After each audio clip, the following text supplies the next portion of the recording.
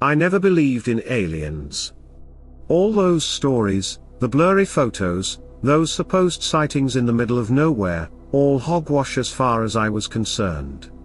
Heck, I figured if any bug-eyed tentacle heads were out there, they'd have bigger fish to fry than buzzing our cornfields. Us humans. Sure, we have our problems, but in the grand scheme of the cosmos, I was convinced we were just a pebble on an endless beach. My name's Jack. Well, Captain Jack Carter these days, but I swear I spent most of my life with a grease-stained wrench in my hand, not pilot controls. Turns out, those endless hours I sunk into fixing banged-up jalopies in my old man's garage counted for something more than muscle memory after all. When the recruiters showed up, looking for mechanics who could also handle a bit of stick time, I guess it was my lucky break. Now, don't get me wrong, I never aimed to be some hotshot space jockey. I just figured, hey, space is gonna need fixing just like anything else, and maybe I'd get to see a few stars along the way. That was 10 years ago. Turned out, Earth wasn't as alone as we'd all assumed. Sure, no tentacles, but let's just say life comes in some weird packages out there in the black.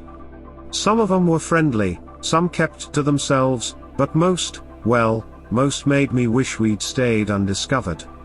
Turns out, the universe is a rough neighborhood, and it didn't take long before Earth and her upstart colonies got ourselves in trouble. Scrapes, skirmishes, a few all-out brawls, we learned fast, which meant shipyards were humming 24/7, churning out fighters, shuttles, and cruisers faster than you could blink. I was wrist deep in it, coaxing life into those machines like a frantic surgeon with a busted carburetor instead of a bleeding heart. They say war brings out the best and the worst. Maybe, but mostly it brought out the busy. We were building towards something, some edge that would keep us breathing free, and I'll admit to a certain pride swelling up in me. We might be the new kids, but we were scrappy. The old guard, those aliens who'd been at this for centuries, started to take notice. That's about the time the whispers started. The Dragazi. The name slithered around the shipyards and spaceports like a cold wind nobody wanted to talk about. Some of it was the usual boogeyman in the dark rumor mill, but then came the tight-lipped brass and the hush-hush briefings. It wasn't just the Dragazi, not a single species, it was more like a swarm, a whole mess of bad news that decided teaming up was easier than squabbling amongst themselves. Problem was, none of our allies had actually clapped eyes on one. We were flying blind, building against ghosts. All that changed with the fall of Sigma Outpost. One day, it was there, a gritty little mining colony hanging tough on the edge of charted territory. The next? Well, the next there was silence. Then a garbled transmission, voices screaming, something about fire and ships like nothing we had in our blueprints. That was enough. High Command decided it was time to take the gloves off. Deep scout missions, armed to the teeth and tasked with finding this Dragazi bunch before they decided to have Earth for breakfast. I wasn't on the roster. Too valuable back on the line, they said. But then again, they didn't know about Sarah. See, Sarah wasn't just a pilot. She was the best stick jockey I'd ever seen, the kind of ace that could dance a busted-up shuttle through an asteroid field. We'd patched her ship, hell, I'd practically rebuilt the engine myself after some fool alien with more teeth than sense tried to take her out. We got to talking. Turned out, we both liked classic cars, greasy diner food, and that feeling when you just click with a piece of machinery. Turns out, a lot can happen under a busted wing with the smell of ozone sharp in the air. When she got mission orders, well, let's just say I found myself volunteering before the words had even left my mouth. Suddenly those greasy hands of mine didn't seem so valuable. They needed warm bodies on those ships, anyone to crew the weapons, run the sensors, play glorified space janitor if it meant being out there with her. Command wasn't happy, but desperate times, right? So there I was, Private No-Name Carter, hitching a ride into the belly of the beast. The USS Artemis wasn't much to look at compared to those sleek cruisers in the parades back home. She was an old workhorse, retrofitted for war, sensor blisters slapped on like warts, gun turrets bolted to her sides where cargo pods used to be. We called her the ugly duckling, half out of pride, half because that's what she was. But she was ours, born of sweat and curses, and I loved that cranky ship with every fiber of my being. 36 hours on recycled air, and my stomach was doing flip-flops worthy of an Olympic gymnast. This wasn't some joyride. We were deep in uncharted space, so far out any rescue was pure fantasy. The mission was simple, like a knife to the throat: find the enemy, assess their strength, and report back. In other words, play bait and pray we lived long enough to send the message home. Our captain, Old Greystone, looked like he'd swallowed a lemon, but under that grimace was pure steel. That man had been in enough scraps to give a history lesson on galactic warfare. Had our backs steady even when the silence between those blips on the sensor screen stretched thin enough to scream. Then, it happened. Not some grand fanfare of flashing lights, more the way a bad feeling crawls down your spine, making the hairs on your neck rise. Lieutenant Sykes, glued to her sensor console, hissed like a spooked cat. Something's out there. Big. No, wait. There's a bunch of them. Every eye in the cramped command center whipped to her screen. Blips, angry red, moving in a formation unlike anything we'd ever encountered. Tight, disciplined. They weren't some ragtag pirate gang, that was for sure. This was an army, and it was bearing down on us fast. Captain, Sarah's voice, clear and sharp, cut through the tension: permission to scramble fighters. Greystone hesitated for exactly the length of one breath. He wasn't a reckless man, and our fighters were meant for harassment, not a head-on brawl. Lieutenant, you sure? We buy the Artemis time, sir, she replied, maybe enough time to punch through a transmission. It was the craziest, most defiant thing I'd ever heard. Our handful of gnats against whatever nightmare was out there. But something in her eyes, a steely glint that matched the captain's.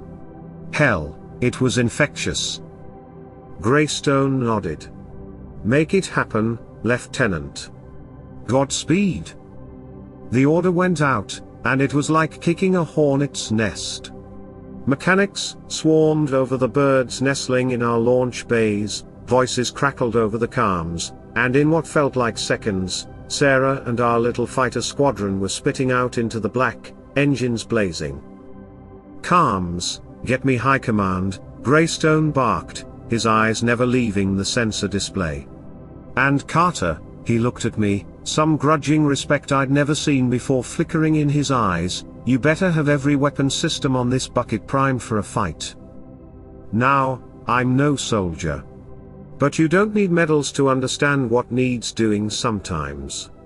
The rest is a blur of shouted orders, sweat, and the bone-deep hum of the Artemis as her engines strained in anticipation.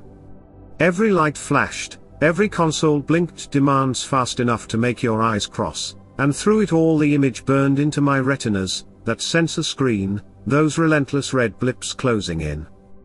Then came the first flash of weapons fire out in the black. Tiny bursts of light against the vast nothingness. It was like a fireworks display gone horribly wrong. Comms crackled with Sarah's voice, choked up but fierce. They're gods, they're huge, sir. That's when the first ship appeared on our visual feed. The word ship barely did it justice. It was. I ain't got a better word than a beast, a titanic, plated horror that slid from the darkness like a shark breaching the surface. The Artemis was a fly next to it. Those guns strapped to our hull looked like pinpricks. My heart wasn't just pounding, I think it clean forgot how to beat for a second. The comm system, alive with chatter a moment before, fell deathly silent. It wasn't fear, more like the whole damn ship, myself included, just sucked in a collective breath we hadn't realized we were holding. "Sir?" Sykes repeated, the word a strangled vibration more than anything. "There's more? My gods, there's so many?" The sensor screen was a sea of pulsing red now, a swirling mass orbiting that monstrous capital ship. Each blip, I knew, was another ship, another nightmare crafted from metal and the intent to destroy. And they just kept coming, pouring from the darkness like a plague of locusts. My knees, I realized with a flicker of shame, had decided to go wobbly on me. Captain Greystone wasn't a statue like the rest of us, though. His gaze snapped to the visual feed, his jaw clenched so tight I heard something crack. Full power to forward shields. Helm, evasive maneuvers, pattern Delta 6. And someone get me aligned to those damn fighters. The Artemis, sluggish and ponderous a moment ago, suddenly lurched into life. The inertial dampeners whined in protest as we swerved, a clumsy hippo trying to dodge a bullet. I was thrown against a console, the edge biting painfully into my ribs, but the sting was nothing compared to the rising panic coiling in my gut. Carnes finally coughed back to life, a mess of broken calls and panicked shouts. Sarah's voice cut through it, surprisingly steady considering the absurdity of her situation. "Artemis, we're taking heavy losses. Permission to withdraw, over." A flicker of something I couldn't name crossed Greystone's weathered face. Regret? Fury? Maybe both. Then, that same flint-hard resolve settled back in. "Negative, Lieutenant. We need those readings, every scrap you can get. Keep at it as long as you can." His words echoed in the hushed command center. It wasn't permission to survive, more a death sentence with a chance of buying us a few more breaths. My throat tightened, and for a wild, selfish moment, I wished I'd stayed home wrenching on engines. "Carter," Greystone's gaze was on me again, "get those guns spooled up. We're going to make them bleed for every inch." There was a bitter kind of comfort in falling back on what I knew. The weapons systems hummed a familiar tune, the thrum of power building beneath my hands. Targeting arrays blinked to life, hungry ghosts searching for a target in the chaos. Beside me, Ensign Wells, a kid barely old enough to shave, was muttering what I hoped was a prayer, his fingers trembling on the firing controls. And then we were in it. The first blast from a Dragazi ship shook the Artemis like a rat in a dog's jaws. Warning lights flared crimson, bulkheads groaned in protest, and somewhere from the depths of the ship came a scream that cut through the din. We were outsized, outgunned. But by God, the ugly duckling wasn't going down without a fight. "Wells, put a spread on those forward cruisers. Target exposed conduits." I barked, and the kid, bless him, flinched but obeyed. Our guns hammered back, beams of defiant light lancing into the darkness. A Dragazi cruiser veered off, trailing smoke, maybe even a stray explosion rippling down its hull. It wouldn't be enough. Maybe it bought us 5 extra minutes, 10 at best. The comms crackled again, and my blood ran cold as I heard Sarah's voice, this time tight with strain. "Artemis, that capital ship's powering weapons. We can't. Gods, they're firing." The visual feed strobed, blinding white light washing over it. I braced myself, some primal part of my brain waiting for the Artemis to simply disintegrate around me. Instead, the light went out, the ship bucking again, but this time with an odd sideways lurch. What in the hell was that? Greystone bellowed, a flicker of confusion cracking through his granite composure. "Sir," Sykes shouted, her finger jabbing at the sensor display. The capital ship, its readings, they're off the charts, then just flatlining. Flatlining. Greystone repeated. Before anyone could process that, the impossible happened. That monstrous ship, the one that had made our Artemis look like a child's toy, began to crumple in on itself. Not an explosion, but something far weirder, like a building collapsing under its own weight. The twisting of metal was a sound straight out of a nightmare, screeching over the calms. One massive section simply sheared away, spiraling off into the black void. "They're destroying themselves," someone shouted, the voice half hysterical, half relieved. All around us, the swarming Dragazi ships erupted into pure chaos.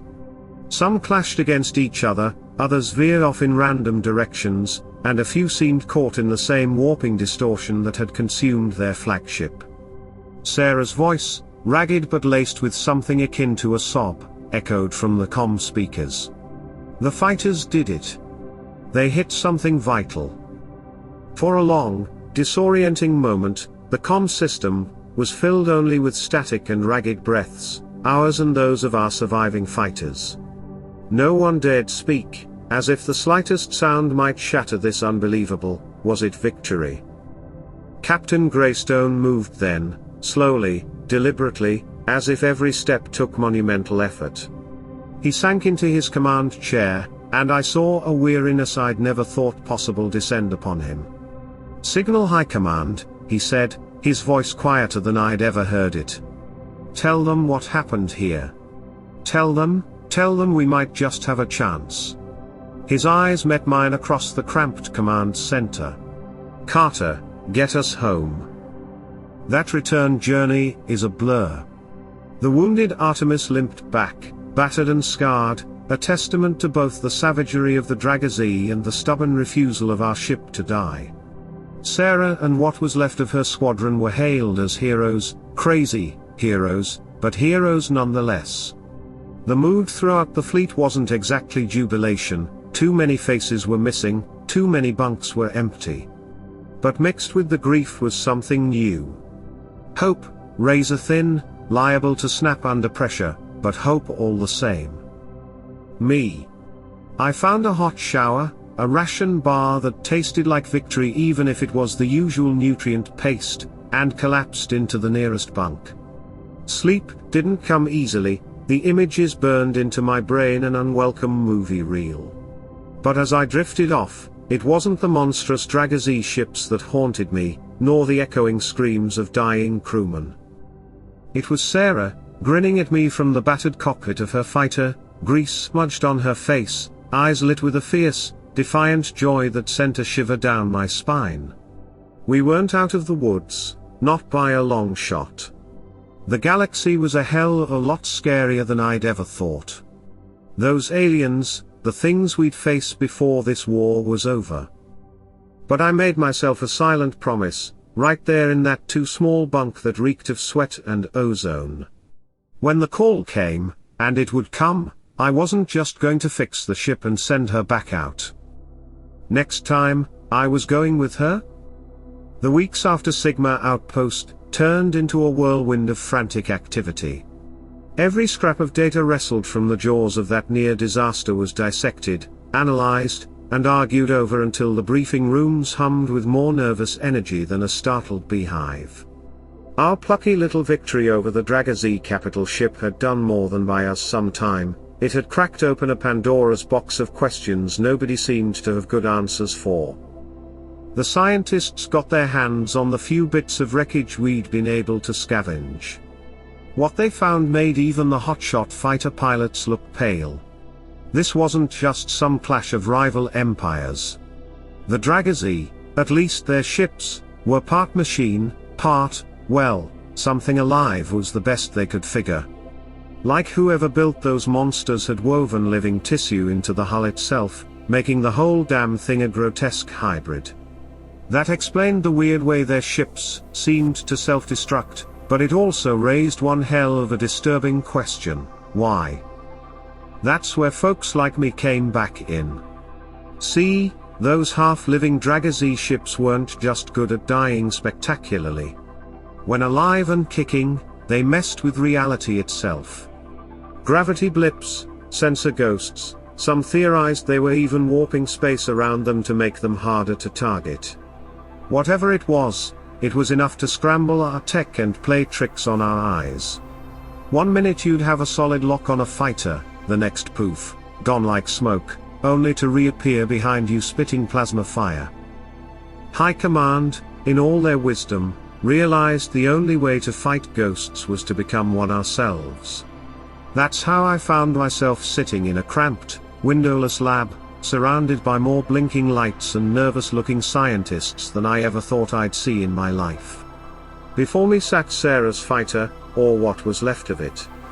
They called it a reverse engineering project, a fancy way to say they were tearing the thing apart, bit by bit, hoping to glean some advantage from the wreckage. Carter, isn't it? One of those white coats, Dr. Ellison, I think, bustled up. Didn't have an ounce of grease under his fingernails, but his tired eyes spoke the same language as mine, too many late nights fueled by fear and stale coffee. You were the one who worked on this craft. I nodded, unable to suppress a pang of guilt. It was me who'd sent Sarah out in that patched-together metal coffin, me who kept her flying against all odds. I know this bird inside and out, Doc. Anything you need. He patted the nose of the fighter. Remarkable bit of work, keeping this thing airborne. We found traces of, well, unusual power fluctuations during her final run. Something spooked the Dragazi systems, scrambled their targeting. He peered at me. Think you could help us recreate it? I blinked. You want to weaponize a glitch? Ellison offered a thin smile. I want our fighters to have a fighting chance, Carter. Those Dragazi, they play dirty. Time we learned a few tricks of our own. I couldn't argue with that. It was weeks of meticulous work, rewiring, scavenging parts from half a dozen other wrecks, and ignoring the increasingly unsettling mutterings of the scientists as they poked at the half-organic bits integrated into the ship's core. Then came the first test flight. It wasn't me in the cockpit, they had their own hotshots for that. I watched from the observation deck as the jury-rigged monstrosity we'd created coughed to life, lurched into the air, then flickered. Not like a malfunction, the whole damn ship seemed to waver at the edges, fading in and out of sight like a bad transmission. Sensor systems went haywire, the techs swore and pounded on consoles, and for a heart-stopping moment, the fighter vanished completely. I thought I might throw up right then and there. Had we just sent a man to oblivion? But just as suddenly, it snapped back into sharp focus, and sitting right behind it, close enough to touch, was a Dragazi fighter that hadn't been on the sensors a second ago. The ensuing dogfight was as terrifying as it was mesmerizing. Both ships blinked in and out of existence, shots that should have been dead on passing harmlessly through empty space. It ended with an explosion, messy and final. The Dragazi ship was gone, but so was ours. When the pilot finally staggered out of the cockpit, pale and shaking, he didn't have any answers. All he could say was, "It felt like I was somewhere else, everywhere else." Ellison and his team looked like a bunch of kids who'd been told there was no Santa Claus. The breakthrough they'd hoped for, the weapon we desperately needed, it was more of a curse in disguise. But the war waited for no one. Days later, the first squadron equipped with what they were calling phase shift drives vanished into the black. Nobody cheered them on, the silence in that launch bay far more chilling than any enemy fire. Sarah took it hardest. Every time a flickering ship blinked back into being, hope flared in her eyes. Then it'd sink back down as the list of missing grew longer. We talked, long after the bars had closed and shadows stretched long over the shipyard. It wasn't just the tech I was fixing anymore, it was her spirit, held together by sheer bloody-minded grit. "We can't keep doing this," "Jack," she said one night, the fiery defiance gone from her voice, leaving just a chilling hollowness. "It's not just dying. It's worse." A lump formed in my throat. I didn't know what was out there, what those pilots maybe saw, felt, in those warped moments between blinks. But it was enough to steal the fight right out of them. "There's gotta be another way, Sarah." She didn't reply, just stared at the blinking lights of the shipyard, mirroring the distant dance of those ghost ships out in the black. It was then, I think, that the decision solidified inside me. I was done fixing, done patching and praying. It was time to be out there, to see the enemy face to whatever horrible face they had. I might not understand the science, but I'd mastered the impossible once, getting an old ship like the Artemis to spit defiance in the face of overwhelming odds. Maybe, just maybe, I could do it again. Getting yourself assigned to a ghost squadron, now that was a whole new level of crazy. Turns out, those flickering ships weren't just one-way tickets to oblivion. A few made it back, changed. Their minds were scrambled, haunted by things nobody quite understood, echoes of places that shouldn't exist.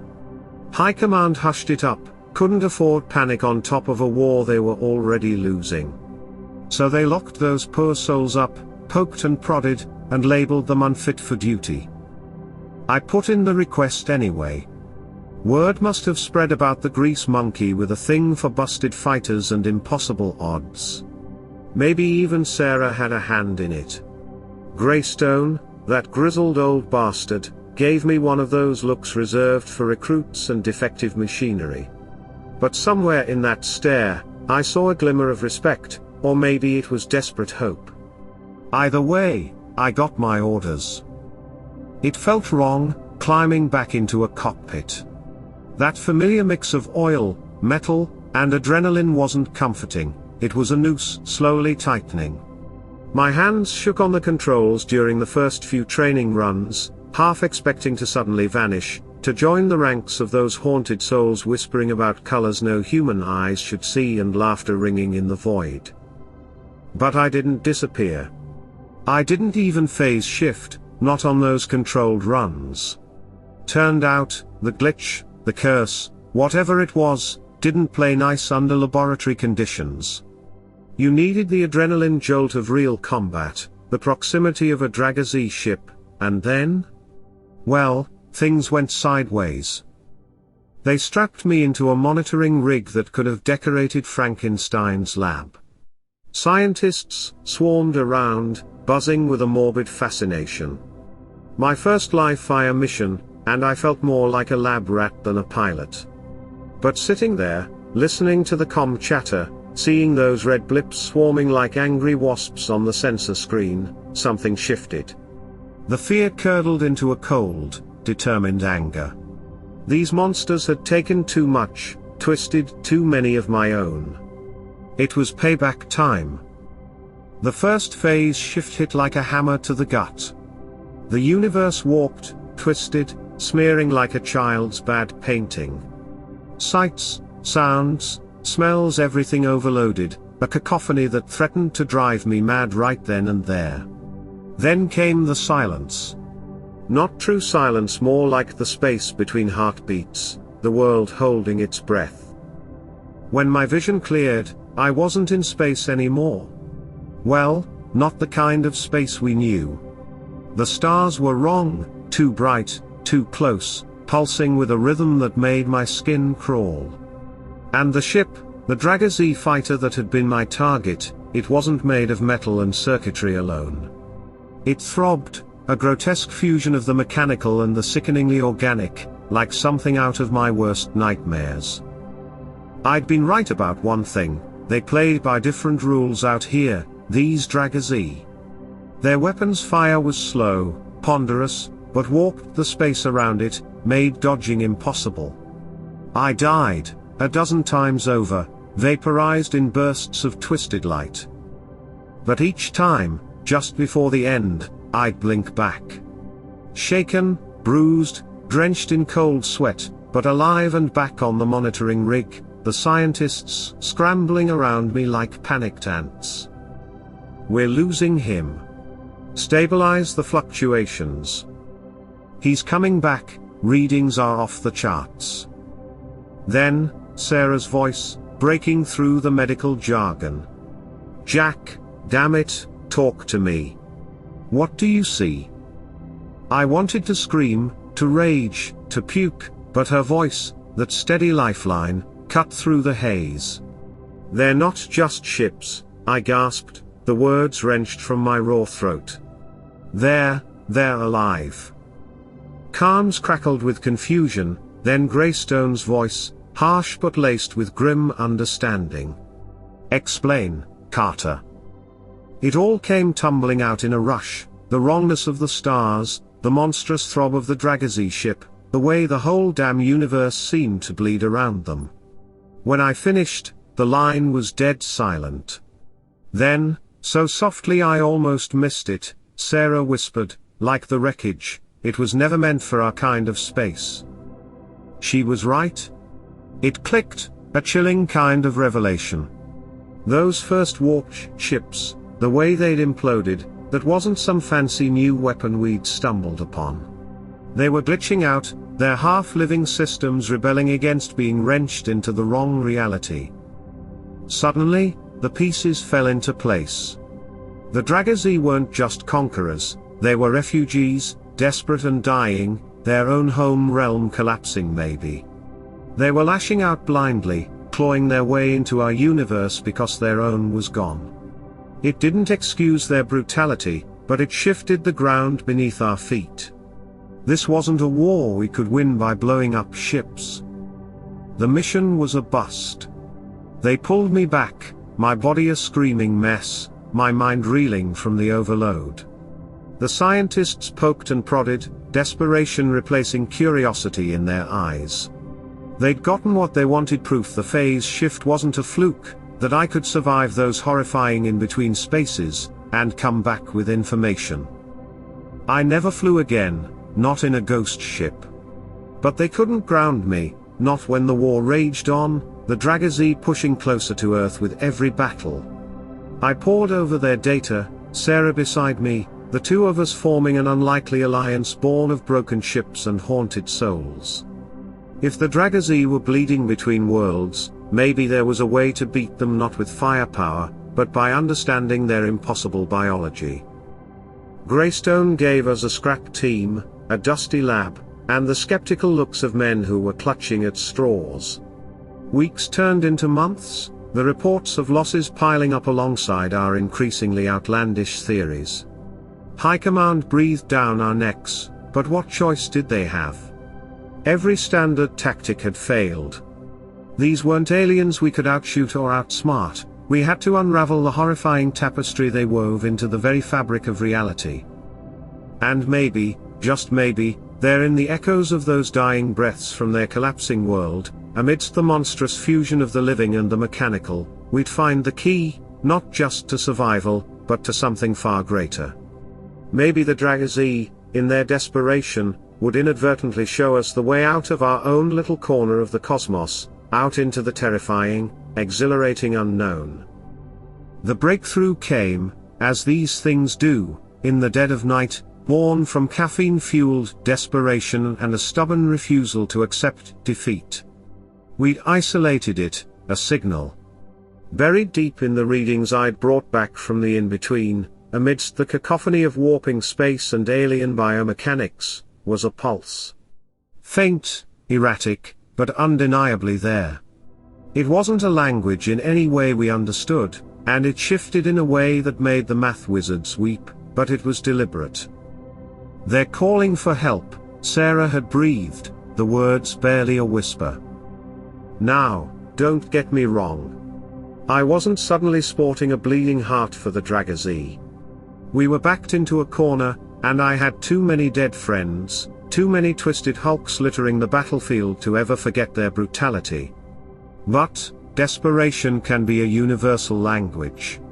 And when your enemy is the very fabric of reality starting to unravel, maybe the smartest move isn't to keep fighting, but to offer a hand with the mending.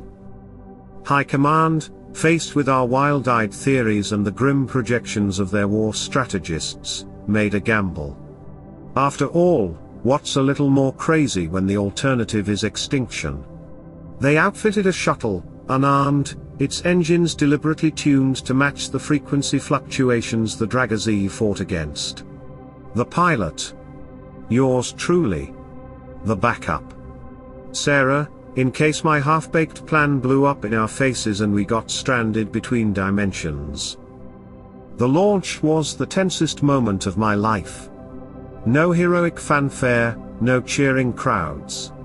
Just a few grim technicians and the weight of what felt like our whole damn species on my shoulders. Slipping into the phase shift, this time, wasn't agony. It was anticipation, a nauseating uncertainty. When the world warped, the stars bleeding into impossible constellations, I didn't feel fear. It was something else entirely, a sliver of impossible hope. That signal, weak as it was, became our beacon. It pulsed erratically, but it was there, guiding me through that sickening kaleidoscope of distorted physics. And then, it shifted, abruptly, as if surprised by our very presence. The visual feed flickered into focus. It wasn't a Dragazi warship that materialized in its twisted glory. It was, well, I still have no words to describe it adequately. Imagine a sphere, vast enough to dwarf our moon, a pulsating mass of bioluminescent tissue interwoven with threads of something like circuitry. Yet, it pulsed with a fading light, marred by what could only be colossal wounds, like ragged tears in the fabric of its very existence. This was no conqueror. This was a dying heart. I triggered the transmission sequence, the signal we'd spent months painstakingly crafting, a crude offering of aid built around mathematical constants, the building blocks of a universe we, maybe, still shared. The sphere pulsed in response, slow and heavy, but within that throb was something new, a flicker of recognition. Then came the response. It wasn't language, nothing our computers could decipher. It was a wave, a pulse rippling across space itself, and though I couldn't understand it rationally, the message was clear: gratitude, a desperate plea, and, most shockingly, an apology. Greystone's voice crackled over the speakers, filled with a stunned disbelief I mirrored. "Carter, report. What in God's name are you looking at?" It took every ounce of my strength to hit that transmit button one more time. "Sir," I replied, my voice shaking, I think I just found their world. And that's where things get really interesting. Did we save the day, forge an impossible alliance against some cosmic-level threat the Dragazi were fleeing from? Or did we just open the door to something far more dangerous, a threat we hadn't even begun to comprehend? The questions swirled back on Earth, a tide of uncertainty crashing against that fragile first contact. But out there, amidst the wrongness of the stars, Sarah and I shared a look. For the first time in a long, long time, it wasn't fear or despair we saw reflected in each other's eyes. It was the thrill of the unknown, the allure of a mystery that stretched out to the very edges of the universe. War or peace, salvation or annihilation, all of it was possible now. We were standing on the threshold, and whether humanity stepped through wisely or blindly, well, that was a story for another day.